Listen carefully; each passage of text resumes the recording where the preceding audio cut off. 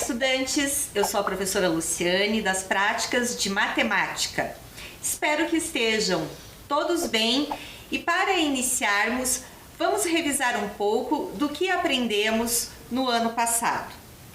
Nós vimos um pouco sobre algumas aplicações matemáticas nas áreas profissionais, inclusive o professor Felipe do movimento, a professora Dayana das práticas de língua portuguesa e a professora Kelly e o professor Henrique das práticas de ciência e tecnologia trouxeram os seus conhecimentos a partir da sua área de formação. Um outro momento importante do nosso estudo foi quando conhecemos um pouco sobre Hipátia de Alexandria, que viveu no início da Era Comum, e ela fez a tradução de um trabalho apresentando as cônicas que possibilitou que esses saberes fossem disseminados para mais pessoas, sendo um conhecimento aplicado, por exemplo, na construção de torres hiperbólicas, objetos do cotidiano como abajures, antenas parabólicas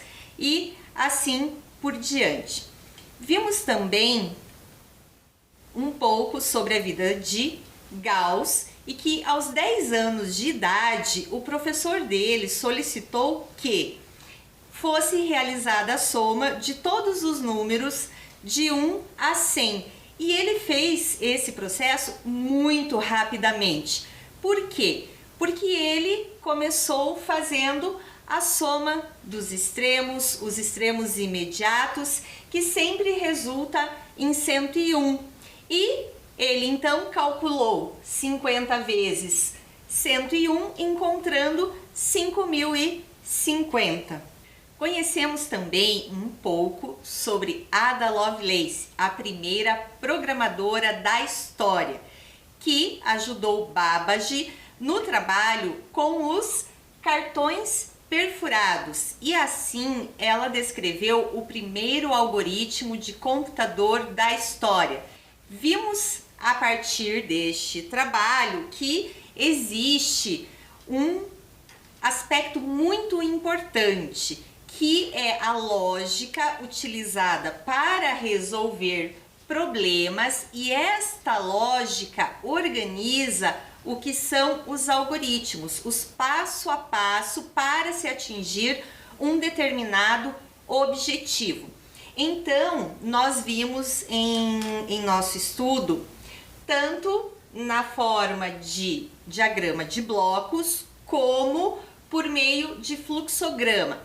E nas duas estruturas de algoritmos que nós estudamos naquele momento, nós pudemos perceber que para chegar no objetivo, beber água, chegar na escola, nós sempre temos um início e um fim demarcados. Conhecemos também um pouco da história de Alan Turing e do seu trabalho com criptografia, que ele desenvolve junto com outros pesquisadores a máquina chamada Bombe, que foi a máquina que fazia o processo de descriptografar a máquina Enigma, que era a máquina utilizada pelos alemães na Segunda Guerra Mundial para enviar mensagens para os seus aliados. Então, com a Bombe, eles, naquele período, conseguiram evitar muitas mortes e também antecipar o fim da Segunda Guerra Mundial. Mas nosso estudo não parou por aí. Nós vimos também que hoje nós ainda utilizamos criptografia, matemática, ciência do cotidiano. E onde que a criptografia, por exemplo, está presente hoje nas nossas atividades diárias? Nós utilizamos, por exemplo, em aplicativos para envio de mensagens. E vocês já devem ter identificado que, às vezes, quando vamos encaminhar uma informação para uma pessoa, aparece essa informação. As mensagens que você enviar para esta conversa e chamadas agora são protegidas com criptografia de ponta a ponta.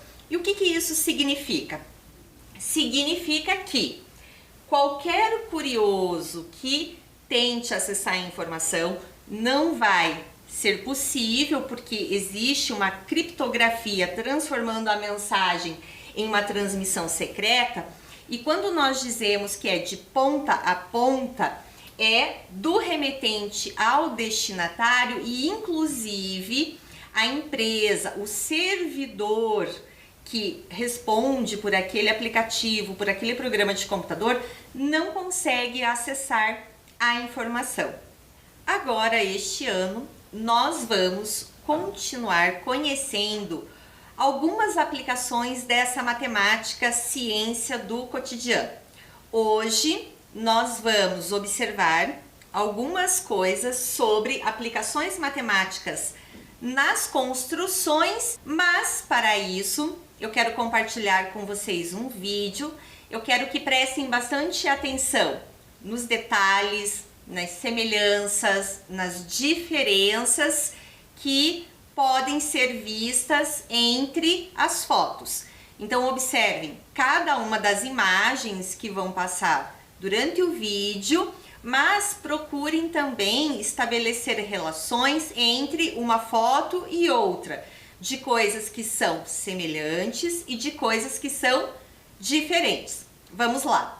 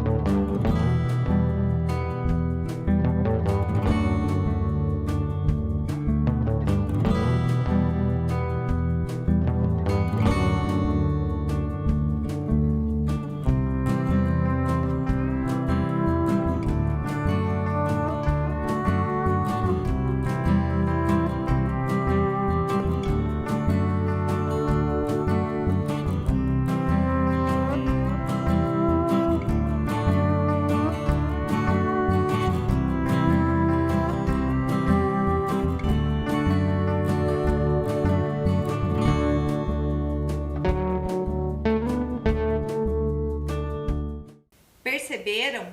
Conseguiram visualizar o que há de comum e o que há de diferente nas imagens que foram apresentadas no vídeo? Então, vamos conferir de olho no detalhe. Escolhi algumas para a gente visualizar e conversar sobre essa ideia. Aqui nós temos uma passagem, né, uma passarela, e ela tem uma estrutura que lembra que tem a forma de triângulo. Nós vimos no vídeo também a estrutura de caibros para construção de um telhado, que também tem essa forma triangular demarcada. Aqui nesta outra imagem nós temos já o telhado, né, montado, já com todas as telhas colocadas, e a estrutura interna também tem a forma triangular que faz a sustentação das ripas que vão dar o apoio para as telhas. E tinha uma das imagens que, olha só, que mostra essa estrutura triangular para ser utilizada na construção de telhados. Por que isso? Qual é o aspecto das formas triangulares para que elas sejam utilizadas nas construções? Eu vou mostrar aqui para vocês. Eu tenho duas figuras construídas com canudos para a gente entender o motivo da escolha, da opção por triângulos. Quando nós utilizamos estruturas né, na forma de losango, quadradas, retangulares, essa estrutura ela tem uma certa mobilidade, então isso aqui não é interessante.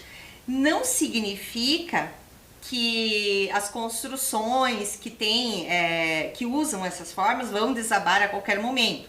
Existem muitas tecnologias que são utilizadas para que a construção fique estável.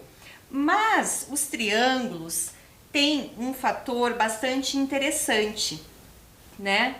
Eles têm uma rigidez que impede a movimentação da estrutura. Por isso que muitas vezes é feita a opção por triângulos, né? E no caso de uso de outras estruturas, é necessário que sejam feitas treliças, que sejam colocados outros materiais para fazer a ligação e que deem essa sustentação para a construção que está sendo realizada. E para nós avançarmos na nossa conversa de hoje, uma característica bastante importante e uma construção em que nós visualizamos os triângulos são as pirâmides. Então, como construir uma réplica de pirâmide?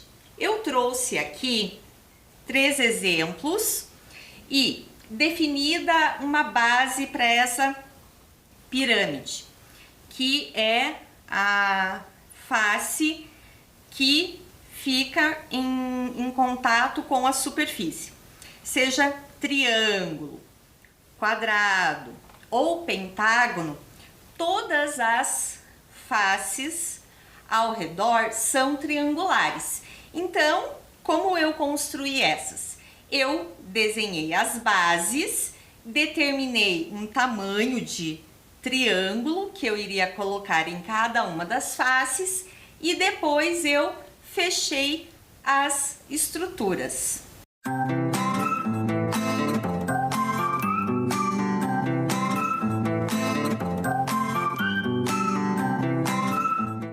É hora da curiosidade. Então, vou trazer algumas curiosidades para nós conversarmos e elas se referem às pirâmides do Egito.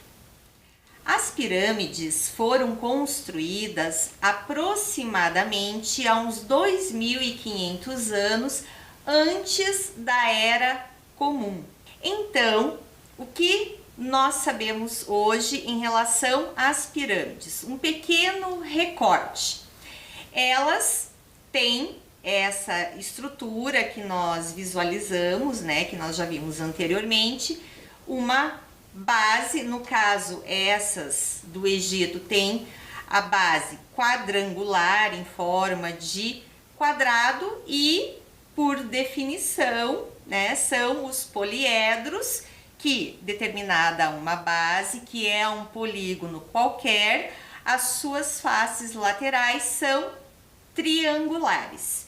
Mas não é apenas isso. Nós temos outros detalhes sobre triângulos que podem ser observados nas pirâmides. Então, eu quero mostrar aqui para vocês alguns destes triângulos presentes na construção das pirâmides. Eu tenho aqui uma estrutura construída com palitos, elástico e canudos que demarcam as arestas da pirâmide, tanto da sua base como das suas faces laterais. E também aqui onde está demarcado em azul, nós temos a altura da pirâmide, que liga o vértice superior da pirâmide ao centro da sua base, perpendicularmente. E quais são os outros triângulos, além das faces laterais, que nós podemos observar?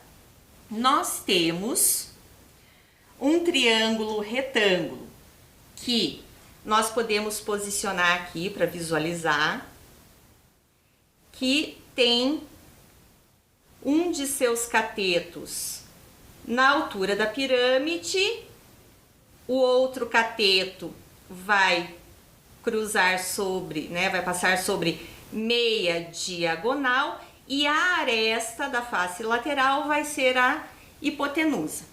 Nós temos também aqui um outro triângulo retângulo que ele tem correspondência com a altura, um dos catetos, e vem perpendicularmente à aresta da base. E a hipotenusa é uma linha que passa na face lateral.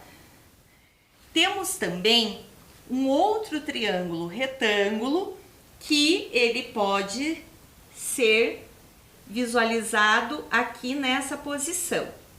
Então, um dos catetos é meia aresta da base, o outro cateto vai passar pela face lateral e a hipotenusa vai ter correspondência com uma das arestas da face triangular. Mas existe uma particularidade para a construção das pirâmides. Elas eram feitas para que, após o falecimento de um faraó, a estrutura da pirâmide fosse como uma espécie de templo. Então, no complexo de Gizé, nós temos algumas pirâmides que são bastante curiosas e que atraem muitos turistas.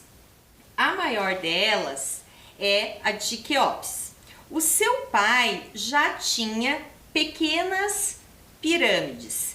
Em seguida, o seu filho Quéfren pediu a construção de uma outra pirâmide e, na sequência, no caso, o neto Miquerinos pediu também que fosse feita a construção de sua própria pirâmide.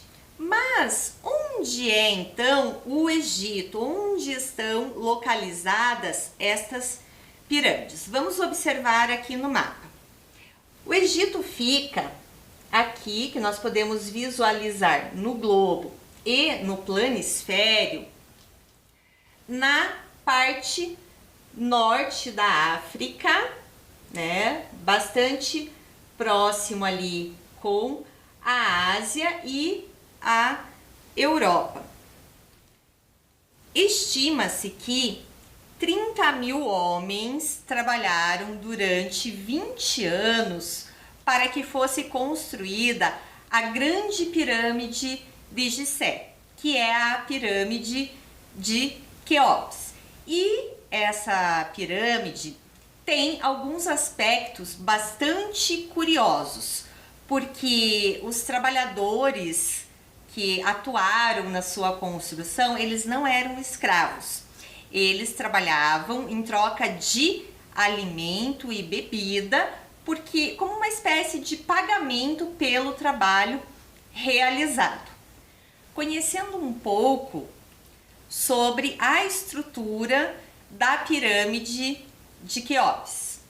Ela tem uma área da base, então a região que está em contato com a superfície, de 52.598 metros quadrados.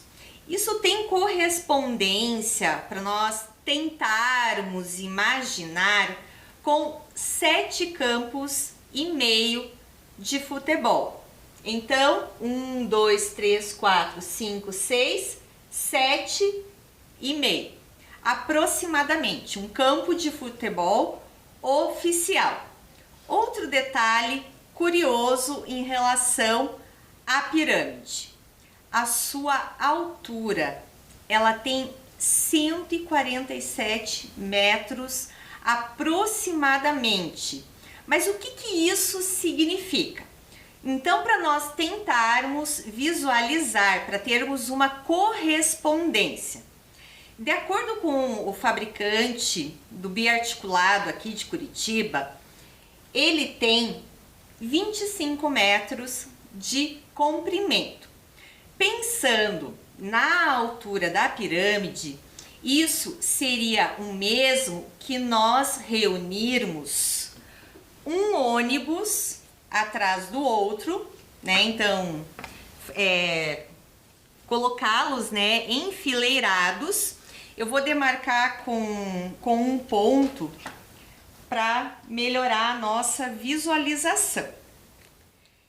Então, se nós colocamos 6 ônibus enfileirados, para ter essa correspondência, se eles têm um comprimento de 25 metros, então aqui nós vamos ter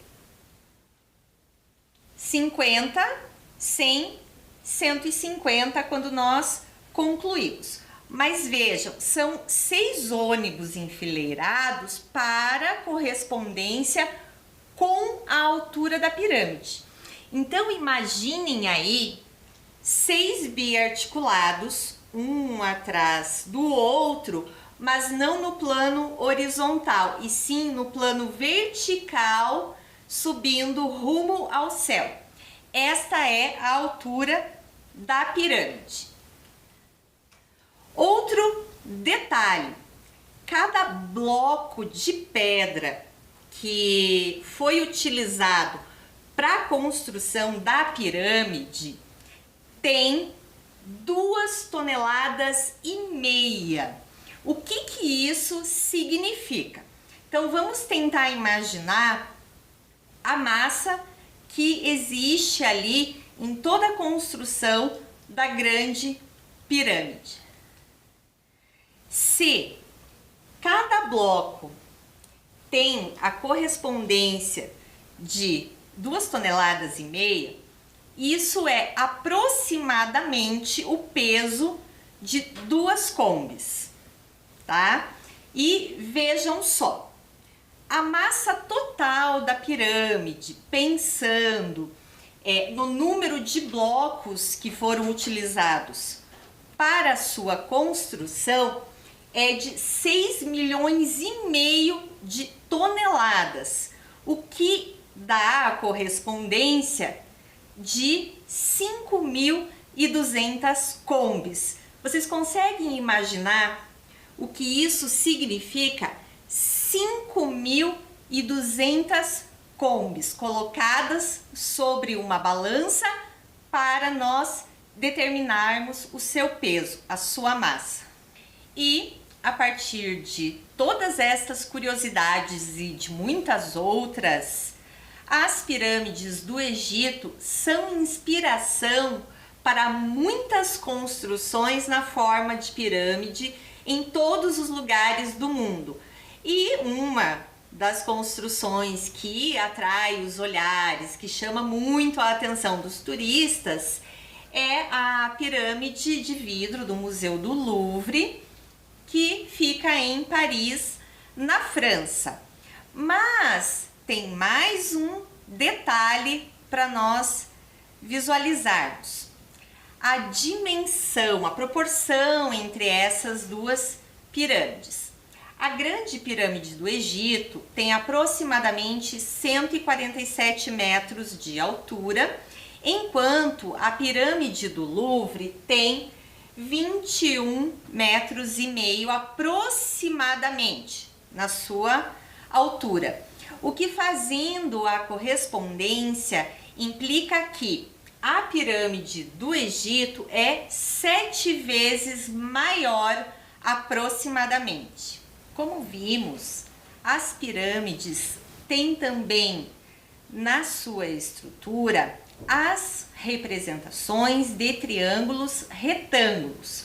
Mas o que esses triângulos retângulos significam? Qual é o sentido? Por que eles são retângulos? Então eu quero trazer aqui para nós visualizarmos, para entendermos. Os triângulos retângulos recebem esta nomenclatura porque um de seus vértices corresponde a um ângulo reto. Mas o que isso significa? Significa que, pensada a forma de um círculo, dobrei no meio, 360 graus, tenho então 180, faço novamente ao meio, tenho 90 graus. E este 1/4 da área do círculo corresponde à região que determina o ângulo reto, o ângulo de 90 graus. Mas como que lá na antiguidade as pessoas conseguiam medir ângulos de 90 graus? Como que este conhecimento foi possível lá na construção das pirâmides? Vou fazer um convite aqui para vocês, tá? Que vocês peguem 1,20 m de barbante aproximadamente.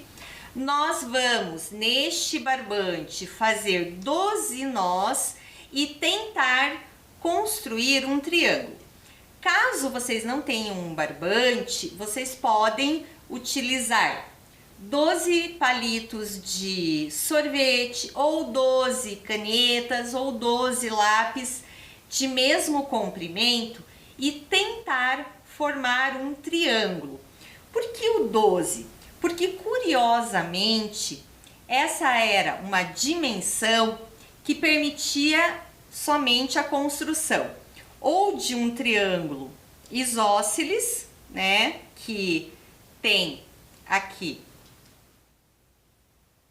dois lados de mesma medida e um terceiro lado com medida diferente, ou então essa construção aqui que era a única possível de triângulo retângulo, que eu vou demarcar aqui para que a gente possa visualizar.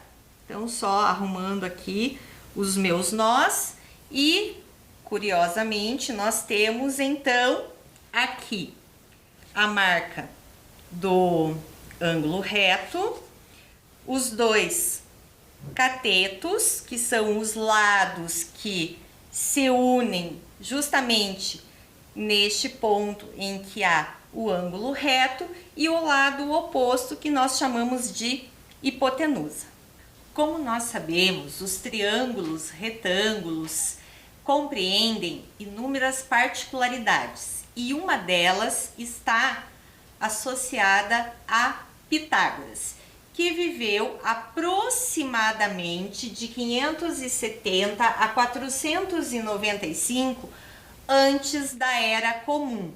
Mas vejam só, o grande legado de Pitágoras, né, um dos conhecimentos que foi amplamente disseminado é o Teorema de Pitágoras, mas é um conhecimento já utilizado lá no Egito, na África, em outros pontos da África, inclusive 2.500 anos antes da Era Comum, ou seja, 2.000 anos antes de Pitágoras. Então, para a gente conhecer um pouco sobre a vida de Pitágoras, vamos assistir o vídeo da Verve Científica, que é um projeto da Unifesp.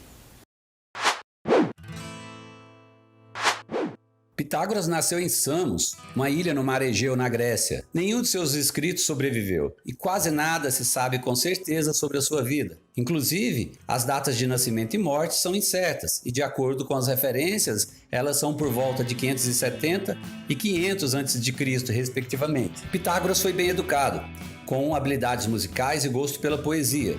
Mas ele era profundamente interessado por matemática, filosofia e astronomia. Ele foi muito influenciado pelo filósofo Ferécides de Ciro, pelo matemático e astrônomo Tales de Mileto e pelo filósofo e geômetra Anaximandro. Pitágoras migrou para Croton, hoje a comuna de Crotone, no sul da Itália, por volta de 532 a.C. 10 anos depois, quando a Pérsia invadiu o Egito, Pitágoras foi preso e enviado à Babilônia, onde hoje é o Iraque. Após ser libertado, Pitágoras deixou a Babilônia e retornou a Samos, e algum tempo depois começou uma escola chamada o Semicírculo. Logo depois, Pitágoras se mudou de Croton e fundou a sua escola filosófica e religiosa, onde seus muitos seguidores viviam e trabalhavam. Os pitagóricos, como eram chamados, viviam segundo regras de comportamento, inclusive quando falavam, o que vestiam e o que comiam. Eles não tinham bens pessoais e eram vegetarianos. Todos eles trabalharam em conjunto nas descobertas e teorias. Os membros da Sociedade de Pitágoras compartilhavam ideias e descobertas intelectuais dentro do grupo, sem darem crédito aos indivíduos. Dessa forma, é impossível garantir que todos os teoremas, hoje atribuídos a Pitágoras, eram originalmente dele. Alguns dos estudantes de Pitágoras acabaram escrevendo as teorias, ensinamentos e descobertas do grupo, mas os pitagóricos sempre davam crédito a Pitágoras. Entre as diversas e importantes contribuições dos pitagóricos estão a descoberta dos números irracionais, os 5 sólidos regulares e, é claro, o Teorema de Pitágoras. Pitágoras também ensinou que a Terra era uma esfera no centro do universo, o cosmos, que os planetas, estrelas e o universo eram esféricos, porque a esfera era a figura sólida mais perfeita. Ele ensinou até mesmo que os caminhos dos planetas eram circulares. Os relatos da morte de Pitágoras são variados. Dizem que ele foi morto por uma multidão enfurecida, ou que ele foi pego em uma guerra entre Agrigento e Siracusa e morto pelos siracusanos, ou que sua escola foi queimada e então ele fugiu para Metaponto, que hoje é no sul da Itália, onde passou fome até morrer. Seu importante legado persiste ao longo dos séculos. Seu mais famoso teorema, o Teorema de Pitágoras, é uma pedra angular da matemática e continua a ser tão interessante para os matemáticos que existem mais de 400 provas diferentes deste teorema. Como vimos no vídeo, existem mais de 400 provas diferentes do Teorema de Pitágoras. Nós vamos visualizar aqui uma delas para recordarmos um pouco alguns conhecimentos que nós já temos. Então, dado um triângulo retângulo, temos aqui o seu ângulo reto demarcado, o teorema diz que a soma das áreas dos quadrados dos catetos é igual à área do quadrado da hipotenusa. O que isso significa? Área dos quadrados dos catetos. Então, marcado o ângulo reto, vamos colocar ali 2 quadrados que têm os seus lados medindo igualmente a cada um dos catetos. Então, nós temos ali um primeiro quadrado em vermelho com 16 unidades de área, o segundo quadrado no cateto menor com área de 9 unidades e reunindo essas duas áreas, nós temos a área do quadrado da hipotenusa, que neste caso nós temos um quadrado 5 por 5, área 25. Então, visualizando o que aconteceu, nós temos ali quadrado menor 9 mais 16, o quadrado do maior cateto, que reunidos terão a correspondência com a área do quadrado da hipotenusa. Então, 9 mais 16, temos 25 unidades de área.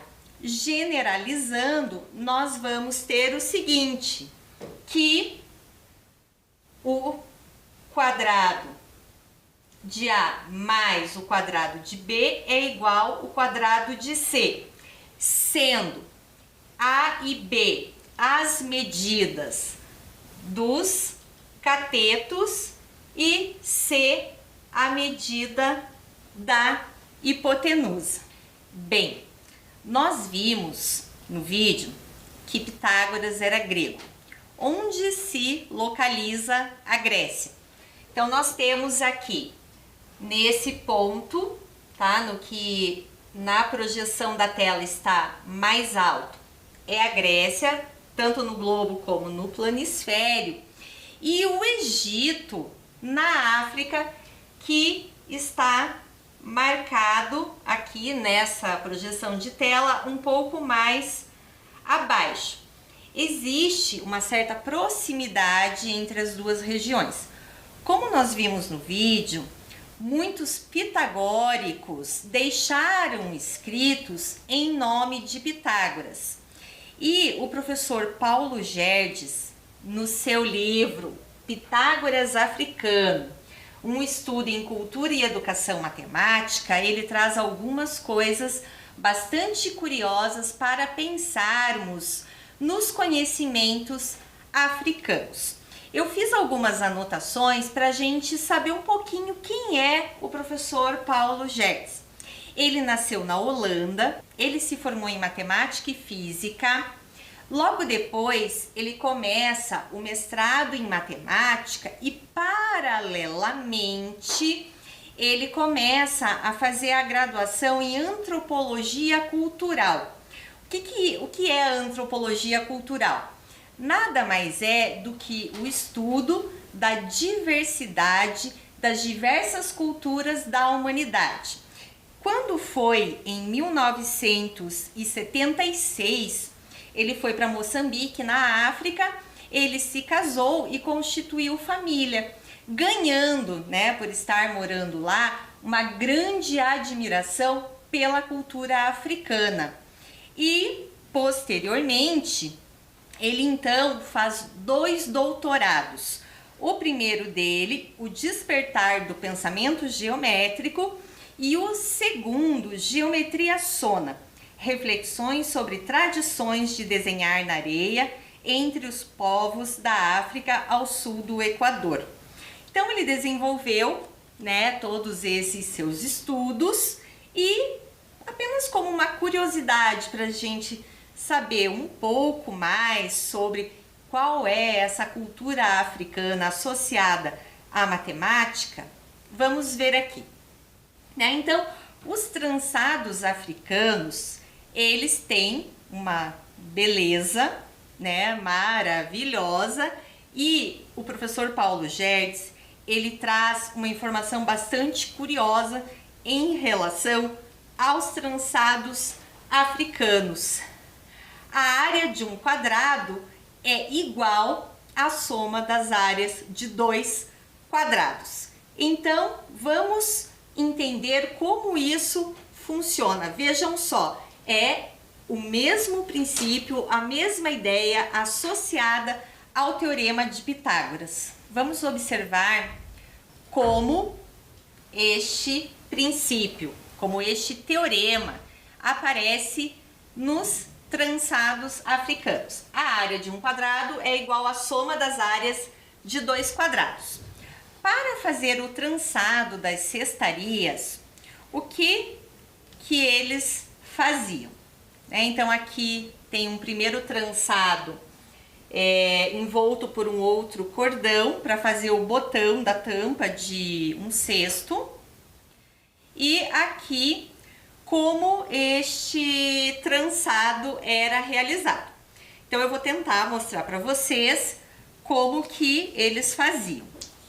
Então, a fita, né, que era utilizada, eles usavam como base, quando as pessoas não tinham habilidade, que é o meu caso, ou um botão ou um pedaço de casca de madeira. Então, ele era posicionado aqui, tá? Pensem na diagonal, mas não passando por cima, mas sim interceptando o vértice. E era feita uma dobra aqui, ó, que vinha exatamente, ó, trazendo a fita aqui em relação ao quadro. Então, no verso, mais ou menos essa estrutura, tá? E então vinha uma outra fita cruzando aqui, que fazia a mesma coisa, ó, ela ia passar aqui paralelamente ao outro lado, a mesma coisa. Então, tinha-se essa estrutura aqui. O que era feito então? Depois que vários botões eram encapados e vários pedaços eram confeccionados, eles começavam a reunir as partes, as peças, e então um lado da trança ficava com um aspecto parecido com este e o lado contrário com este aspecto, tá? Em seguida, o que eles faziam? Eles iam puxando, né, firmando esses trançados. Então, um dos lados ficava com essa estrutura em X e o outro lado com essa trança apertada na forma de 4 quadros. E então, a partir de cada parte, o que é possível verificar? O que o professor Paulo Gerdes traz no seu livro? Que, dando um aspecto mais geométrico para cada parte da trança, nós conseguimos fazer a prova do Teorema de Pitágoras.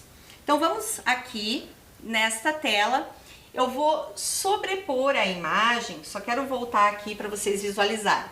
Vejam que a correspondência de cores, né, está ok. E então nós temos aqui, eu vou sobrepor com uma imagem similar para que nós possamos fazer a movimentação da estrutura que está ali apresentada.